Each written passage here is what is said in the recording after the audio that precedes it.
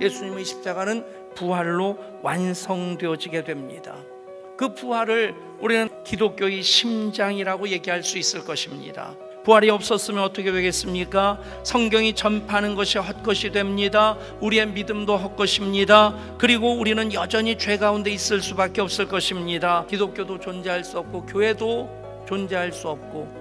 예수님 부활을 집중적으로 연구한 유명한 학자 중에 하버마스라는 분이 계십니다. 그분이 예수님의 부활에 대해서 수십 년 연구하고 객관적으로 인정할 수밖에 없는 6가지를 먼저 얘기를 합니다.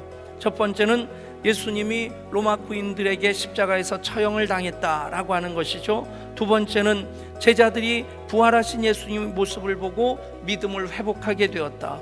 세 번째, 죽은 자에서 부활하신 예수님을 본 제자들 완전히 변화되어 두려워하는 모습을 벗어버리고 이제는 담대히 그리스도의 부활의 증인이 되었다는 것입니다. 네 번째, 부활의 선포는 기독교의 출발이 되었다는 것입니다. 부활하신 예수님을 증거하는 것으로부터 기독교가 시작이 되어집니다. 그리고 예수님의 부활을 가장 믿은 사람 중에 한 사람은 예수님의 형제였던 회의론자였던 사도 야고보였다. 여섯 번째, 기독교의 박해자였던 다소의 사울도 부활하신 예수님을 만났다고 주장하면서 완전히 변화되었다는 거죠. 예수님 부활하신 사실은 가장 확실한 하나님의 생명의 역사가 되고, 그래서 예수님 부활은 기독교의 심장이 됩니다. 그래서 부활의 신앙은 모든 것을 다 이기게 됩니다.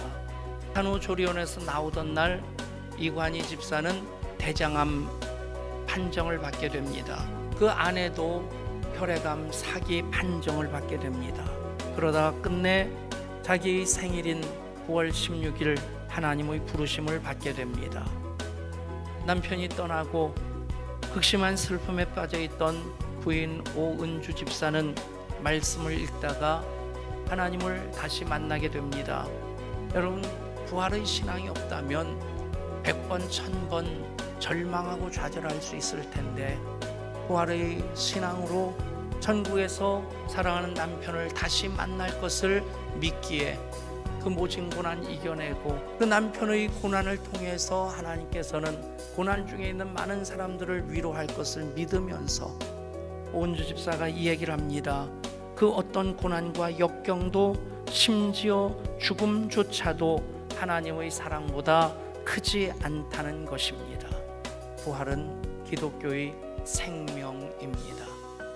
부활의 생명의 역사가 심장의 박동으로 여러분 속에 꿈틀거려서 여러분 삶 전체에 부활의 생명이 가득한 부활의 은혜와 복이 임하기를 부활하신 우리 주 예수 그리스도 이름으로 축원합니다.